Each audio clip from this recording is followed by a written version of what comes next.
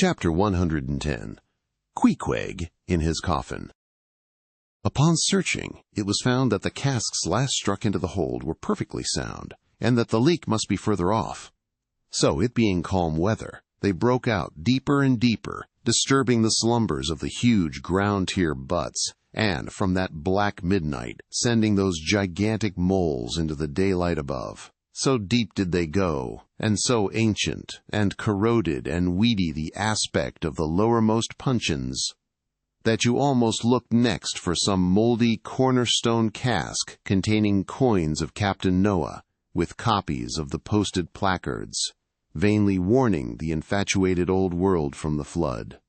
Tierce after tierce, too, of water and bread and beef and shooks of staves and iron bundles of hoops were hoisted out, till at last the piled decks were hard to get about, and the hollow hull echoed underfoot, as if you were treading over empty catacombs, and reeled and rolled in the sea like an air-freighted demijohn. Top-heavy was the ship as a dinnerless student, with all Aristotle in his head.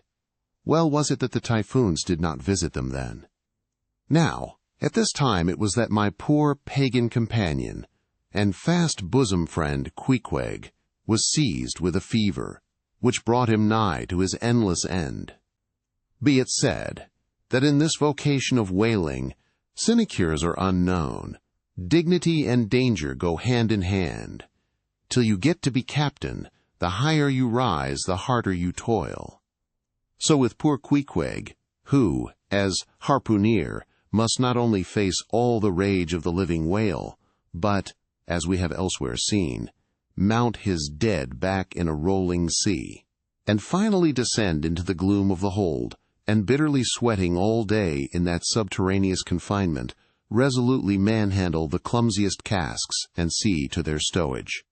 To be short, among whalemen, the harpooneers are the holders, so-called. Poor Queequeg! When the ship was about half disemboweled, you should have stooped over the hatchway and peered down upon him there, where, stripped to his woolen drawers, the tattooed savage was crawling about amid that dampness and slime, like a green-spotted lizard at the bottom of a well. And a well, or an ice-house, it somehow proved to him, poor pagan, where, strange to say, for all the heat of his sweatings, he caught a terrible chill which lapsed into a fever, and at last, after some days' suffering, laid him in his hammock, close to the very sill of the door of death.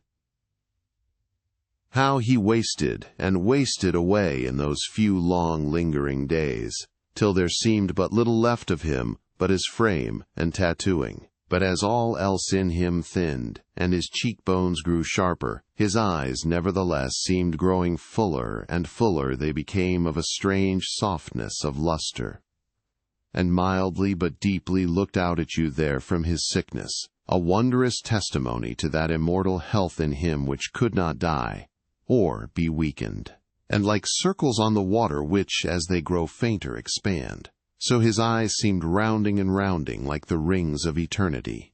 An awe that cannot be named would steal over you as you sat by the side of this waning savage, and saw as strange things in his face as any beheld who were bystanders when Zoroaster died.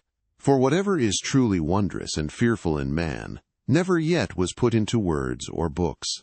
And the drawing near of death, which alike levels all, alike impresses all with a last revelation, which only an author from the dead could adequately tell, so that, let us say it again, no dying Chaldee or Greek had higher and holier thoughts than those whose mysterious shades you saw creeping over the face of poor Queequeg, as he quietly lay in his swaying hammock, and the rolling sea seemed gently rocking him to his final rest, and the ocean's invisible flood tide lifted him higher and higher towards his destined heaven. Not a man of the crew but gave him up, and, as for Queequeg himself, what he thought of his case was forcibly shown by a curious favor he asked. He called one to him in the gray morning watch, when the day was just breaking, and, taking his hand, said that while in Nantucket he had chanced to see certain little canoes of dark wood, like the rich war-wood of his native isle. And upon inquiry he had learned that all whalemen who died in Nantucket were laid in those same dark canoes, and that the fancy of being so laid had much pleased him. For it was not unlike the custom of his own race, who, after embalming a dead warrior, stretched him out in his canoe, and so left him to be floated away to the starry archipelagos. For not only do they believe that the stars are isles, but that far beyond all visible horizons their own mild, uncontinented seas interflow with the blue heavens, and so form the white breakers of the Milky Way. He added that he shuddered at the thought of being buried in his hammock, according to the usual sea custom, tossed like something vile to the death-devouring sharks. No, he desired a canoe like those of Nantucket, all the more congenial to him, being a whaleman. That like a whaleboat these coffin canoes were without a keel, though that involved but uncertain steering, and much leeway adown the dim ages. Now, when this strange circumstance was made known aft, the carpenter was at once commanded to do Queequeg's bidding, whatever it might include. There was some heathenish, coffin-colored old lumber aboard, which, upon a long previous voyage, had been cut from the aboriginal groves of the Lackaday Islands, and from these dark planks the coffin was recommended to be made. No sooner was the carpenter apprised of the order than, taking his rule, he forthwith, with all the indifferent promptitude of his character, proceeded into the forecastle, and took Queequeg's measure with great accuracy, regularly chalking Queequeg's person as he shifted the rule. "Ah, poor fellow, he'll have to die now," ejaculated the Long Island sailor. Going to his vice-bench, the carpenter, for convenience sake and general reference, now transferringly measured on it the exact length the coffin was to be, and then made the transfer permanent by cutting 2 notches at its extremities. This done, he marshaled the planks and his tools, and to work. When the last nail was driven, and the lid duly planed and fitted, he lightly shouldered the coffin and went forward with it, inquiring whether they were ready for it yet in that direction. Overhearing the indignant but half-humorous cries with which the people on deck began to drive the coffin away, Queequeg, to everyone's consternation, commanded that the thing should be instantly brought to him, nor was there any denying him. Seeing that, of all mortals, some dying men are the most tyrannical, and certainly, since they will shortly trouble us so little for evermore, the poor fellows ought to be indulged. Leaning over in his hammock, Queequeg long regarded the coffin with an attentive eye. He then called for his harpoon, had the wooden stock drawn from it, and then had the iron part placed in the coffin along with one of the paddles of his boat. All by his own request also, biscuits were then ranged round the sides within. A flask of fresh water was placed at the head, and a small bag of woody earth scraped up in the hold at the foot, and a piece of sailcloth being rolled up for a pillow, Queequeg now entreated to be lifted into his final bed, that he might make trial of its comforts, if any it had. He lay without moving a few minutes, then told one to go to his bag and bring out his little god, Yojo. Then, crossing his arms on his breast with Yojo between, he called for the coffin lid, hatch he called it, to be placed over him. The head part turned over with a leather hinge, and there lay Queequeg in his coffin, with little but his composed countenance in view. "Rarmy, it will do. It is easy," he murmured at last, and signed to be replaced in his hammock. But ere this was done, Pip, who had been slyly hovering near by all this while, drew nigh to him where he lay, and with soft sobbings took him by the hand, in the other holding his tambourine. "Poor rover, will ye never have done with all this weary roving? Where go ye now? But if the currents carry ye to those sweet Antilles where the beaches are only beat with water lilies, will ye do one little errand for me? Seek out one Pip who's now been missing long. I think he's in those far Antilles. If ye find him, then comfort him, for he must be very sad. For look, he's left his tambourine behind. I found it. Rig-a-dig, dig, dig.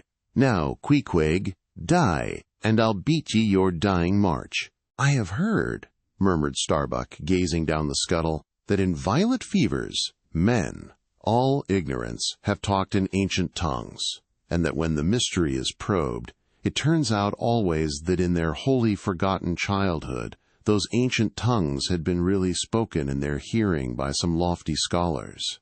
So to my fond faith, poor Pip, in this strange sweetness of his lunacy, brings heavenly vouchers of all our heavenly homes. Where learned he that? But there. Hark, he speaks again, but more wildly now. Form 2 and 2, let's make a general of him. Ho, where's his harpoon? Lay it across here. Rig-a-dig, dig, dig, huzzah! Oh, for a gamecock now to sit upon his head and crow. Queequeg dies game, mind ye that. Queequeg dies game. Take ye good heed of that. Queequeg dies game. I say, game, game, game. But base little Pip, he died a coward, died all a shiver. Out upon Pip. Hark ye, if ye find Pip, tell all the Antilles he's a runaway. A coward, a coward, a coward. Tell them he jumped from a whaleboat. I'd never beat my tambourine over base Pip and hail him general if he were once more dying here. No, no. Shame upon all cowards. Shame upon them. Let 'em go drown like Pip that jumped from a whaleboat. Shame, shame.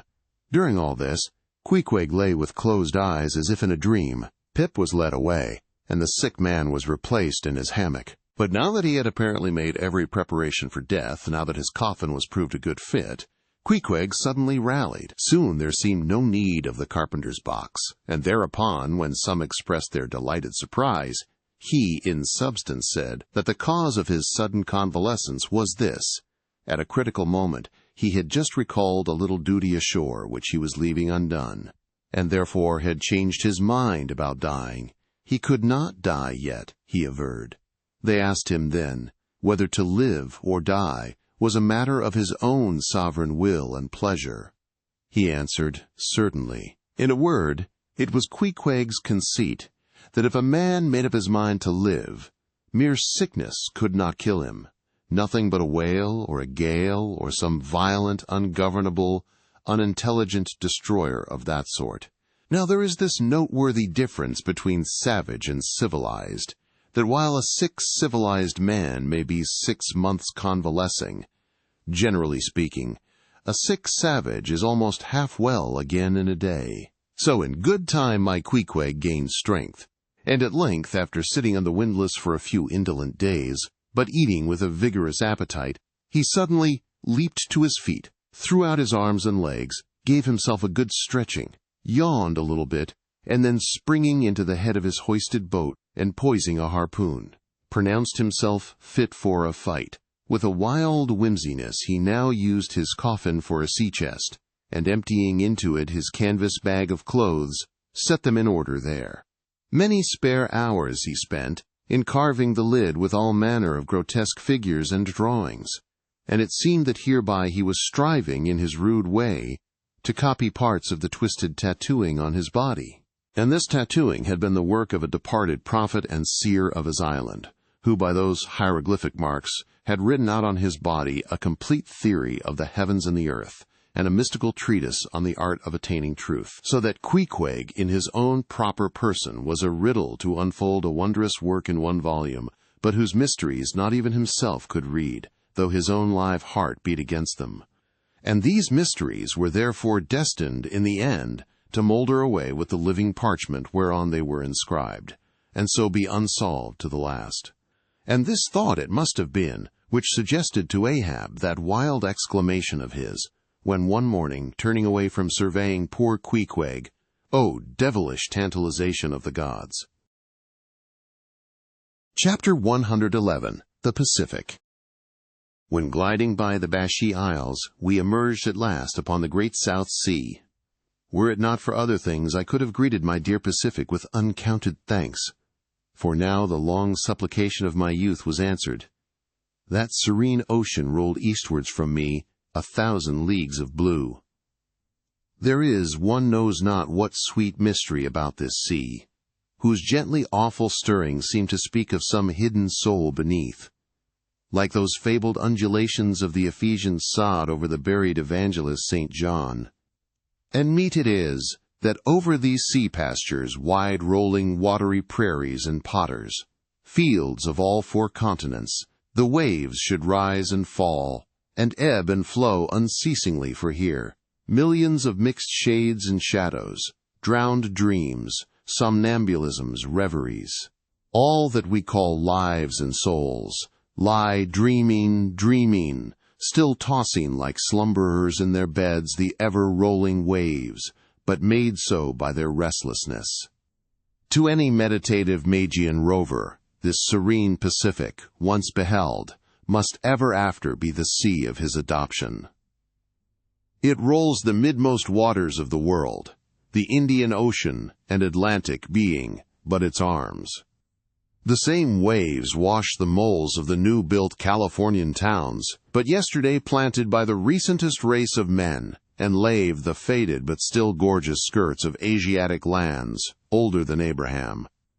While all between float milky ways of coral isles, and low-lying, endless, unknown archipelagos and impenetrable Japans. Thus this mysterious, divine Pacific zones the world's whole bulk about, makes all coasts one bay to it, seems the tide-beating heart of earth.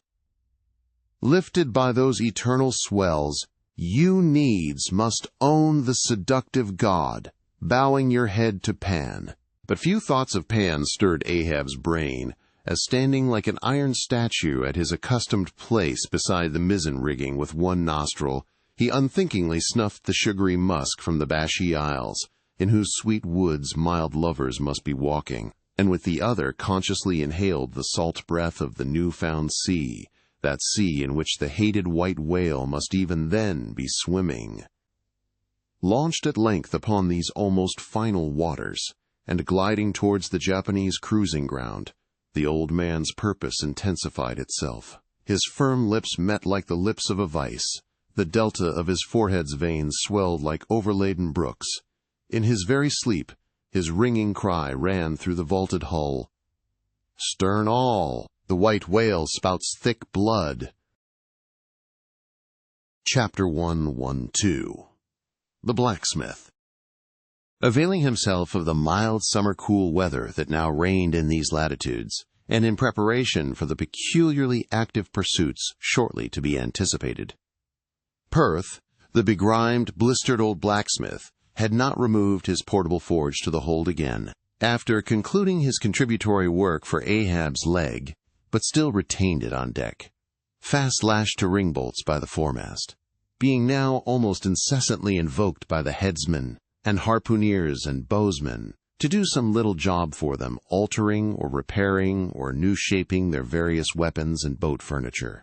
Often he would be surrounded by an eager circle, all waiting to be served, holding boat spades, pike-heads, harpoons, and lances, and jealously watching his every sooty movement as he toiled. Nevertheless, this old man's was a patient hammer, wielded by a patient arm. No murmur, no impatience, no petulance did come from him, silent, slow, and solemn. Bowing over still further his chronically broken back, he toiled away, as if toil were life itself, and the heavy beating of his hammer, the heavy beating of his heart. And so it was. Most miserable. A peculiar walk in this old man, a certain slight but painful appearing yawing in his gait, had, at an early period of the voyage, excited the curiosity of the mariners, and to the importunity of their persistent questionings he had finally given in. And so it came to pass that everyone now knew the shameful story of his wretched fate. Belated, and not innocently, one bitter winter's midnight, on the road running between two country towns, the blacksmith half-stupidly felt the deadly numbness stealing over him, and sought refuge in a leaning, dilapidated barn. The issue was the loss of the extremities of both feet. Out of this revelation, part by part, at last came out the 4 acts of the gladness, and the one long, and as yet uncatastrophed 5th act of the grief of his life's drama. He was an old man, who, at the age of nearly 60, had postponedly encountered that thing in sorrow's technicals called ruin. He had been an artisan of famed excellence, and with plenty to do, owned a house and garden, embraced a youthful daughter-like loving wife and 3 blithe ruddy children. Every Sunday went to a cheerful-looking church planted in a grove. But one night, under cover of darkness and further concealed in a most cunning disguisement, a desperate burglar slid into his happy home and robbed them all of everything. And darker yet to tell, the blacksmith himself did ignorantly conduct this burglar into his family's heart. It was the bottle conjurer. Upon the opening of that fatal cork, forth flew the fiend and shriveled up his home. Now, for prudent, most wise, and economic reasons, the blacksmith shop was in the basement of his dwelling, but with a separate entrance to it, so that always had the young and loving healthy wife listened with no unhappy nervousness, but with vigorous pleasure, to the stout ringing of her young armed old husband's hammer, whose reverberations, muffled by passing through the floors and walls, came up to her, not unsweetly, in her nursery. And so, to stout labor's iron lullaby, the blacksmith's infants were rocked to slumber. Oh, woe on woe! O death! Why canst thou not sometimes be timely? Hadst thou taken this old blacksmith to thyself, ere his full ruin came upon him, then had the young widow had a delicious grief, and her orphans a truly venerable, legendary sire to dream of in their after years, and all of them a care-killing competency. But death plucked down some virtuous elder brother, on whose whistling daily toil solely hung the responsibilities of some other family, and left the worse than useless old man standing, till the hideous rot of life should make him easier to harvest. Why tell the whole? The blows of the basement hammer every day grew more and more between, and each blow every day grew fainter than the last. The wife sat frozen at the window, with tearless eyes, glitteringly gazing into the weeping faces of her children. The bellows fell.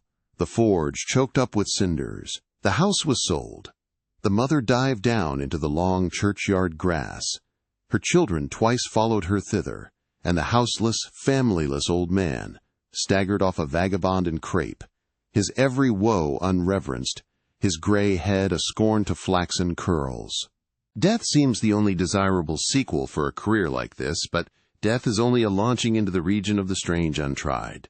It is but the first salutation to the possibilities of the immense remote, the wild, the watery, the unshored. Therefore, to the death-longing eyes of such men, who still have left in them some interior compunctions against suicide, does the all-contributed and all-receptive ocean alluringly spread forth his whole plain of unimaginable, taking terrors and wonderful new life adventures. And from the hearts of infinite Pacifics, the 1,000 mermaids sing to them, "Come hither, broken-hearted, here is another life without the guilt of intermediate death. Here are wonders supernatural, without dying for them. Come hither, bury thyself in a life which, to your now equally abhorred and abhorring landed world, is more oblivious than death.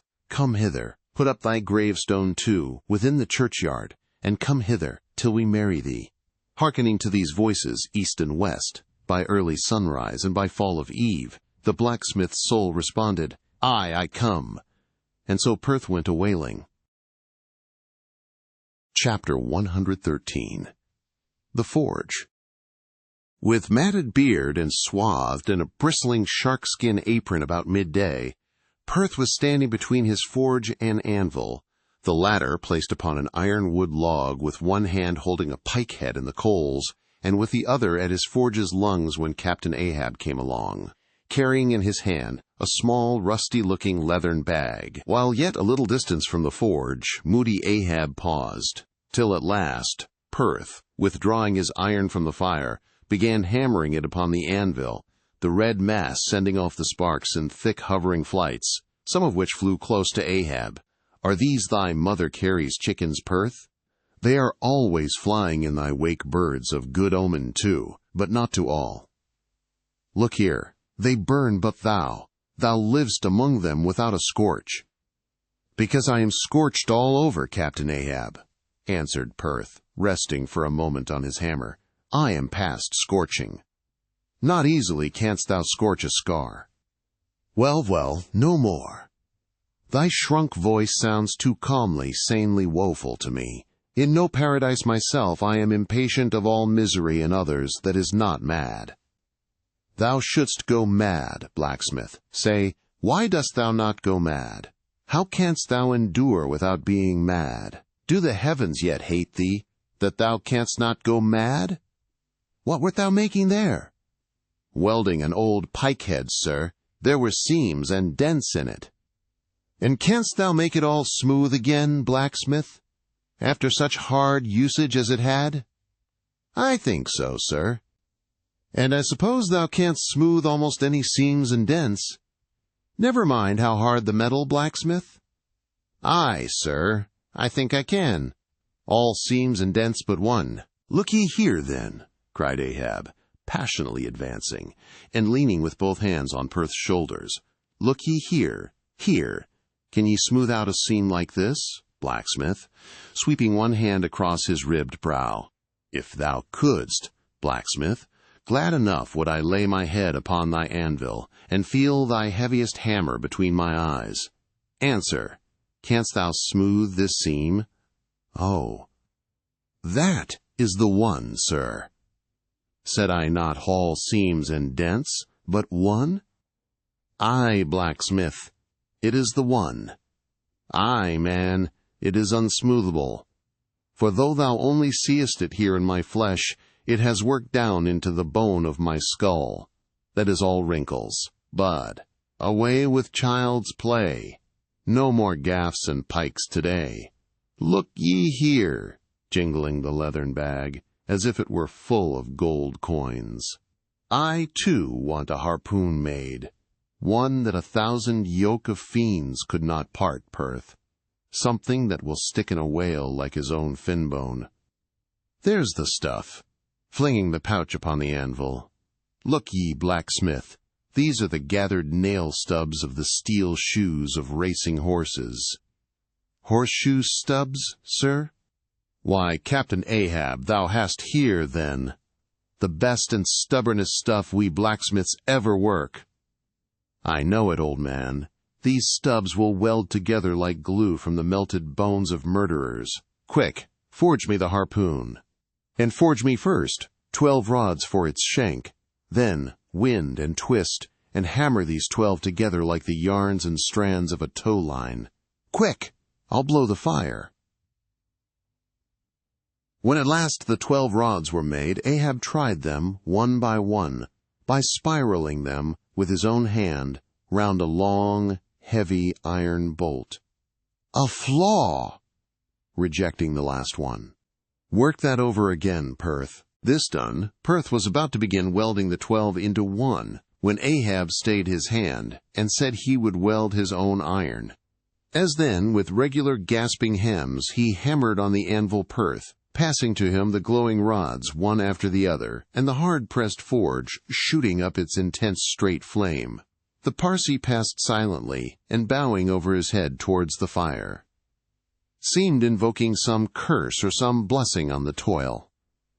But, as Ahab looked up, he slid aside. "What's that bunch of lucifers dodging about there for?" muttered Stubb, looking on from the forecastle. "That Parsee smells fire like a fusee, and smells of it himself, like a hot musket's powder pan." At last the shank, in one complete rod, received its final heat, and as Perth, to temper it, plunged it all hissing into the cask of water nearby, the scalding steam shot up into Ahab's bent face. "Wouldst thou brand me, Perth?" Wincing for a moment with the pain. "Have I been but forging my own branding iron, then?" "Pray God, not that. Yet I fear something, Captain Ahab. Is not this harpoon for the white whale? For the white fiend? But now for the barbs. Thou must make them thyself, man. Here are my razors, the best of steel. Here, and make the barbs sharp as the needle sleet of the icy sea." For a moment the old blacksmith eyed the razors as though he would fain not use them. "Take them, man. I have no need for them, for I now neither shave, sup, nor pray till, but here, to work." Fashioned at last into an arrowy shape and welded by Perth to the shank, the steel soon pointed the end of the iron, and as the blacksmith was about giving the barbs their final heat prior to tempering them, he cried to Ahab to place the water cask near. No water for that. I want it of the true death temper. Ahoy there, Tashtego, Queequeg, Dagu. What say ye, pagans? Will ye give me as much blood as will cover this barb, holding it high up? A cluster of dark nods replied, yes. 3 punctures were made in the heathen flesh, and the white whale's barbs were then tempered. Ego non baptizo te in nomine patris, sed in nomine diaboli. Deliriously howled Ahab as the malignant iron scorchingly devoured the baptismal blood. Now, mustering the spare poles from below and selecting one of hickory, with the bark still investing it, Ahab fitted the end to the socket of the iron. A coil of new tow-line was then unwound, and some fathoms of it taken to the windlass and stretched to a great tension, pressing his foot upon it till the rope hummed like a harp string. Then eagerly bending over it and seeing no strandings, Ahab exclaimed, "Good! And now for the seizings." At one extremity the rope was unstranded, and the separate spread yarns were all braided and woven round the socket of the harpoon. The pole was then driven hard up into the socket. From the lower end the rope was traced halfway along the pole's length, and firmly secured so with intertwistings of twine. This done, pole, iron, and rope, like the 3 fates, remained inseparable, and Ahab moodily stalked away with the weapon, the sound of his ivory leg, and the sound of the hickory pole, both hollowly ringing along every plank. But ere he entered his cabin, light, unnatural, half-bantering, yet most piteous sound was heard. "O Pip, thy wretched laugh, thy idle but unresting eye, all thy strange mummeries not unmeaningly blended with the black tragedy of the melancholy ship and mocked it." Chapter 114. The Gilder. Penetrating further and further into the heart of the Japanese cruising ground, the Pequod was soon all astir in the fishery.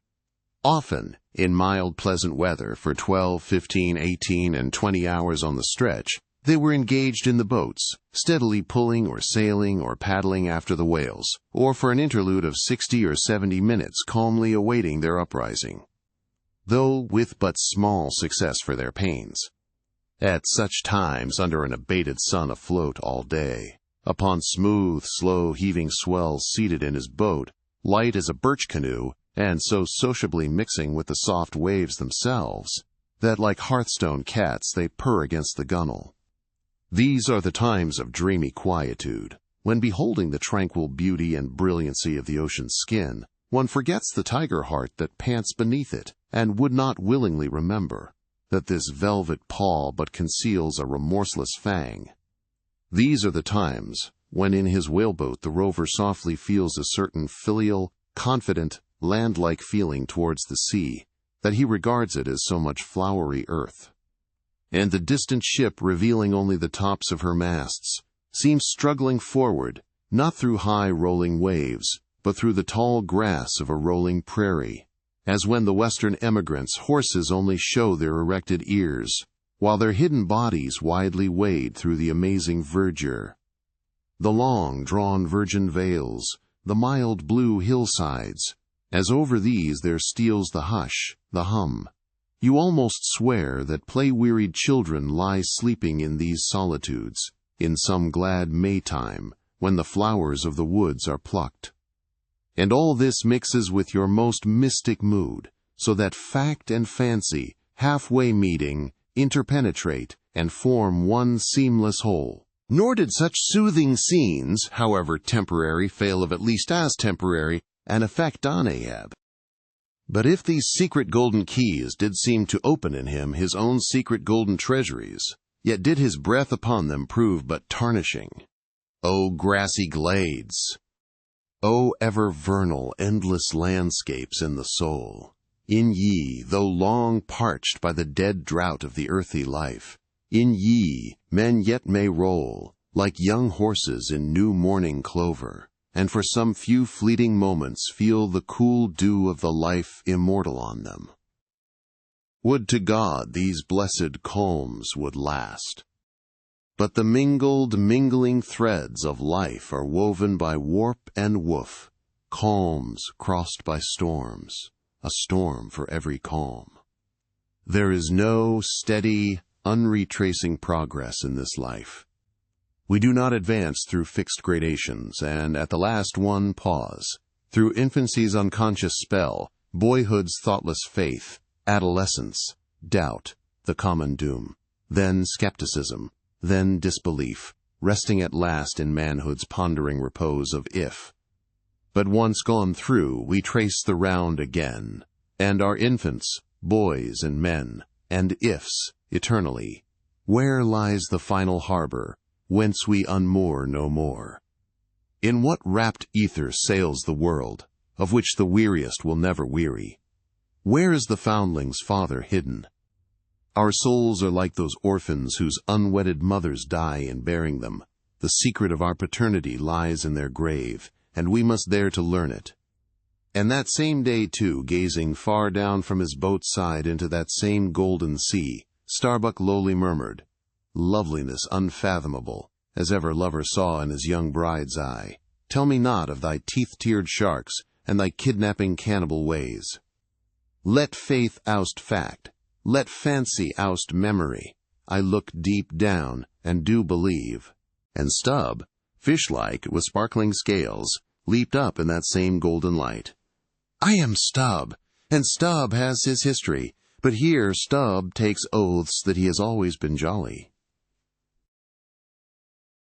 Chapter 115. The Pequod Meets the Bachelor. And jolly enough were the sights and the sounds that came bearing down before the wind, some few weeks after Ahab's harpoon had been welded. It was a Nantucket ship, the Bachelor, which had just wedged in her last cask of oil, and bolted down her bursting hatches, and now, in glad holiday apparel, was joyously, though somewhat vaingloriously, sailing round among the widely separated ships on the ground, previous to pointing her prow for home. The three men at her masthead wore long streamers of narrow red, bunting at their hats.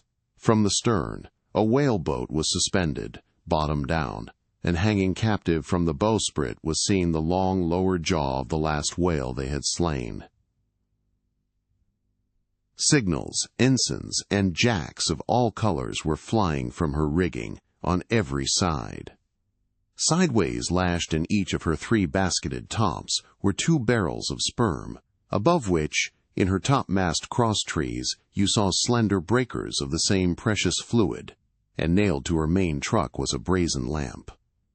As was afterwards learned, the Bachelor had met with the most surprising success, all the more wonderful, for that while cruising in the same seas, numerous other vessels had gone entire months without securing a single fish. Not only had barrels of beef and bread been given away to make room for the far more valuable sperm, but additional supplemental casks had been bartered for from the ships she had met, and these were stowed along the deck and in the captain's and officers' staterooms. Even the cabin table itself had been knocked into kindling wood, and the cabin mess dined off the broad head of an oil butt lashed down to the floor for a centerpiece. In the forecastle, the sailors had actually caulked and pitched their chests, and filled them.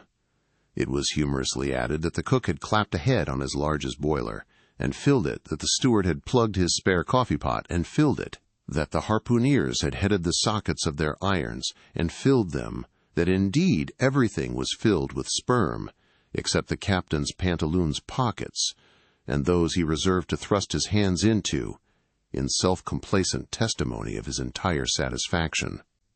As this glad ship of good luck bore down upon the moody Pequod, the barbarian sound of enormous drums came from her forecastle, and drawing still nearer, a crowd of her men were seen standing round her huge trypots, which, covered with the parchment-like poke or stomach skin of the black fish, gave forth a loud roar to every stroke of the clenched hands of the crew.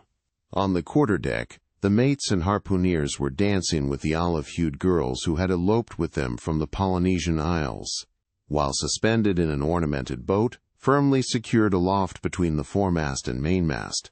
3 Long Island Negroes, with glittering fiddle bows of whale ivory, were presiding over the hilarious jig. Meanwhile, others of the ship's company were tumultuously busy at the masonry of the try-works, from which the huge pots had been removed. You would have almost thought they were pulling down the cursed Bastille, such wild cries they raised, as the now useless brick and mortar were being hurled into the sea. Lord and master, over all this scene, the captain stood erect on the ship's elevated quarter-deck, so that the whole rejoicing drama was full before him, and seemed merely contrived for his own individual diversion. And Ahab, he too, was standing on his quarter-deck, shaggy and black, with a stubborn gloom. And as the 2 ships crossed each other's wakes, one all jubilations for things past, the other all forebodings as to things to come, their 2 captains in themselves impersonated the whole striking contrast of the scene. "Come aboard, come aboard!" cried the gay bachelor's commander, lifting a glass and a bottle in the air. "Hast seen the white whale?" gritted Ahab in reply. "No, only heard of him, but don't believe in him at all," said the other good-humoredly. "Come aboard." "Thou art too damned jolly. Sail on. Hast lost any men?" "Not enough to speak of. 2 islanders, that's all. But come aboard, old hearty. Come along. I'll soon take that black from your brow." "Come along, will ye?" Merries the play. A full ship and homeward bound. "How wondrous familiar is a fool," muttered Ahab. Then aloud, "Thou art a full ship and homeward bound, thou sayest. Well then, call me an empty ship and outward bound. So go thy ways, and I will mine. Forward there, set all sail and keep her to the wind."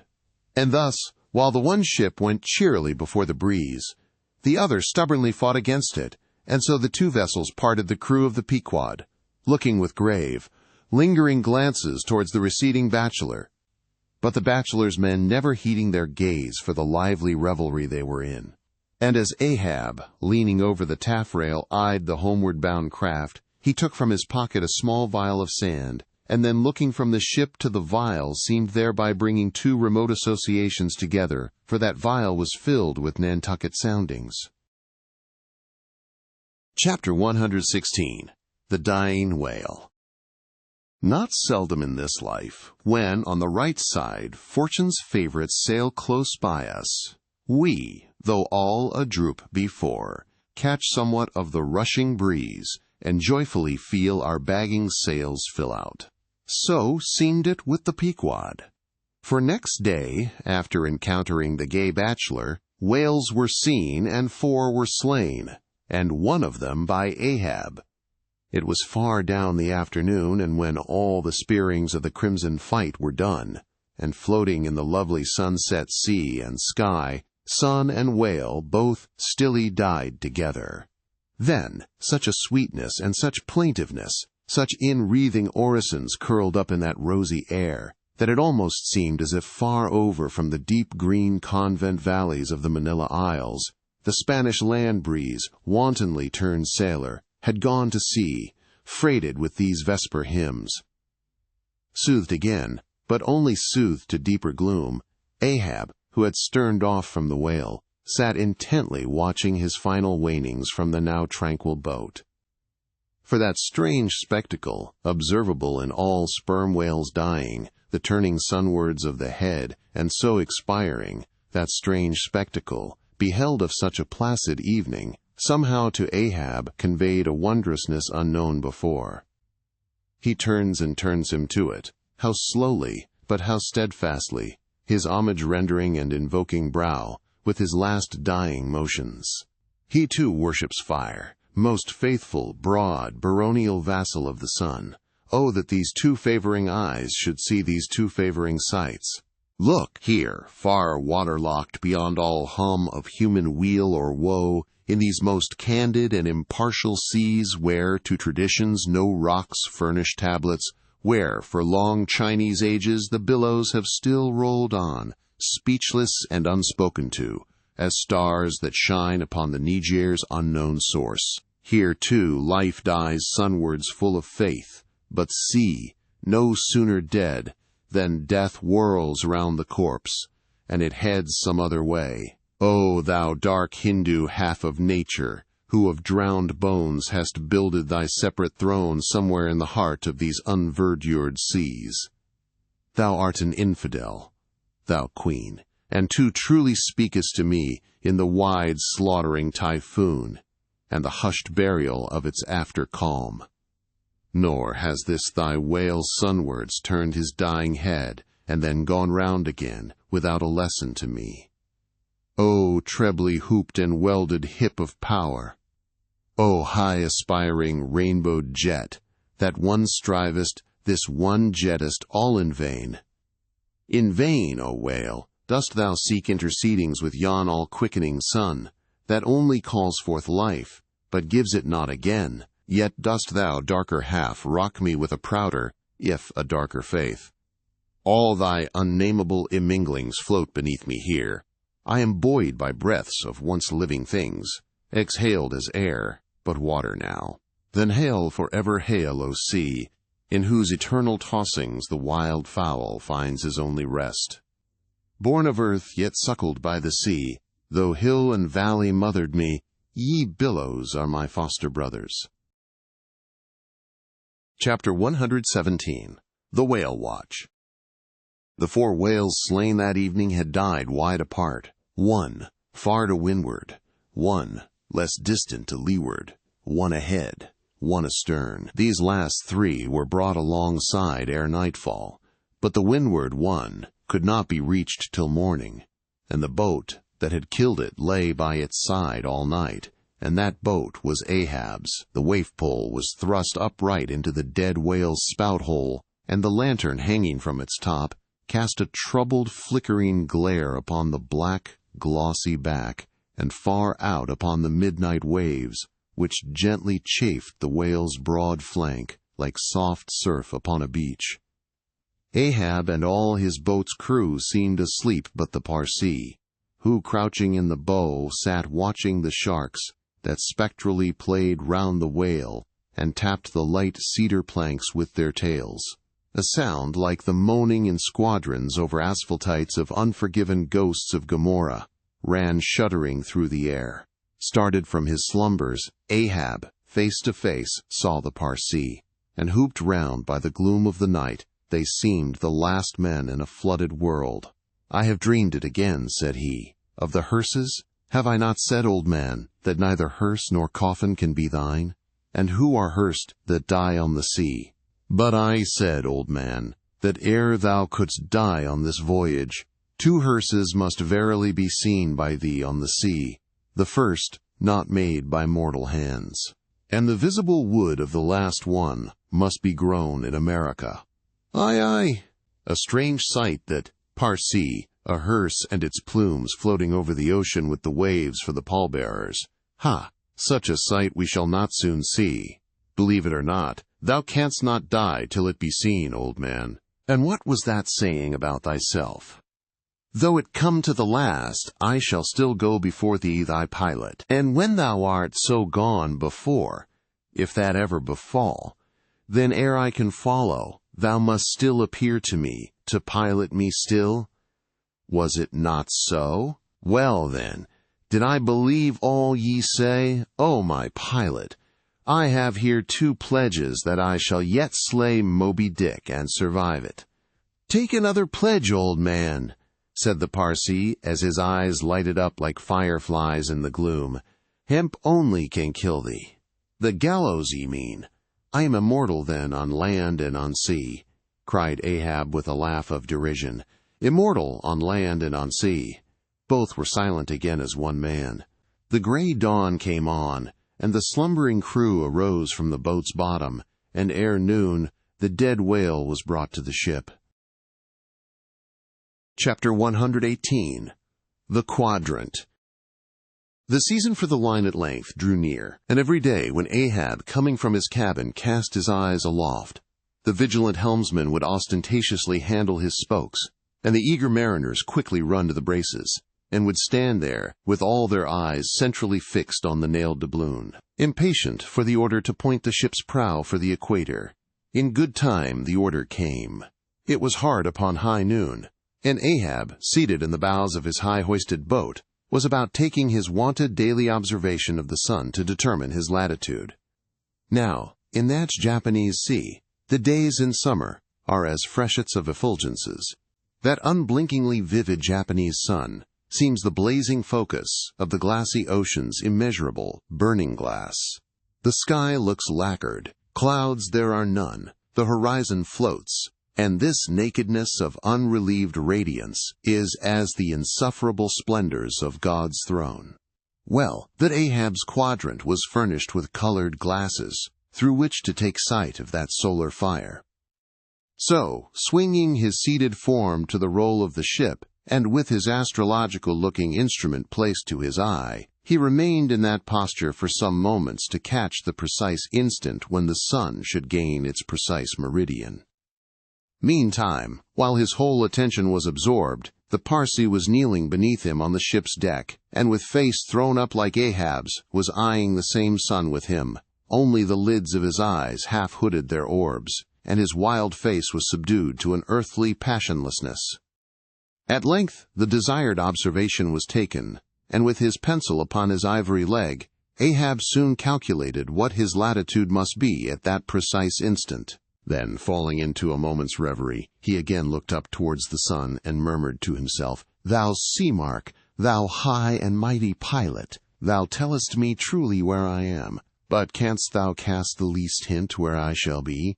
Or canst thou tell where some other thing besides me is this moment living? Where is Moby Dick? This instant thou must be eyeing him.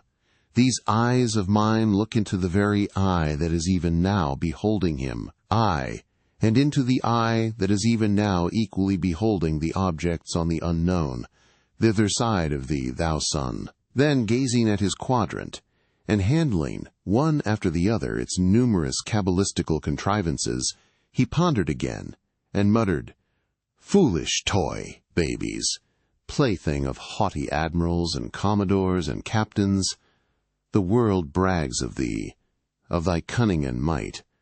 But what after all canst thou do, but tell the poor pitiful point where thou thyself happenest to be on this wide planet, and the hand that holds thee, no, not one jot more. Thou canst not tell where one drop of water or one grain of sand will be tomorrow noon, and yet, with thy impotence thou insultest the sun. Science, curse thee, thou vain toy, and cursed be all the things that cast man's eyes aloft to that heaven, whose live vividness but scorches him, as these old eyes are even now scorched with thy light, O sun. Level by nature to this earth's horizon are the glances of man's eyes, not shot from the crown of his head, as if God had meant him to gaze on his firmament. Curse thee, thou quadrant, dashing it to the deck. No longer will I guide my earthly way by thee, the level ship's compass and the level dead reckoning, by log and by line. These shall conduct me and show me my place on the sea, aye, lighting from the boat to the deck. Thus I trample on thee, thou paltry thing that feebly pointest on high. Thus I split and destroy thee."